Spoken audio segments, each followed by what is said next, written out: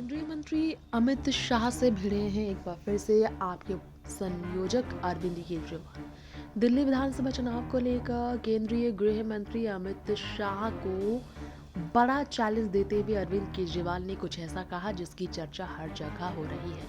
उन्होंने कहा 10 साल पहले बीजेपी ने झुग्गियां तोड़ने की कोशिश की थी। मैंने अधिकारियों को यहां लाकर झुग्गियां टूटने नहीं दी। केंद्रीय मंत्री को खुला चैलेंज दे दिया है आम आदमी पार्टी के मुखिया केजरीवाल ने। उन्होंने शकूर बस्ती में कहा, आप झुग्गी वालों के लिए बहुत बड़े बड़े वादे करके गए, हम सभी को मकान देंगे।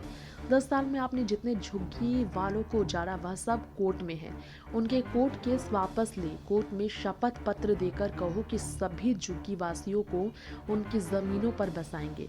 अगर अमित शाह झुग्गी वालों को उनकी जमीन पर वापस बता देते हैं तो मैं चुनाव नहीं लड़ूंगा।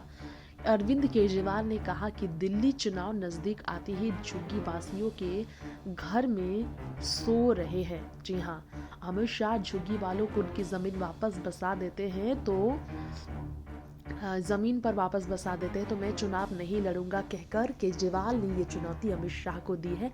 दिल्ली चुनाव नजदीक आते ही झुग्गी वासियों के घर में सो रहे हैं, ये बात कहते हुए केजरीवाल ने कहा, बीजेपी को चुनाव से पहले झुग्गी वासियों का वोट और चुनाव के बाद इनकी जमीन चाहिए।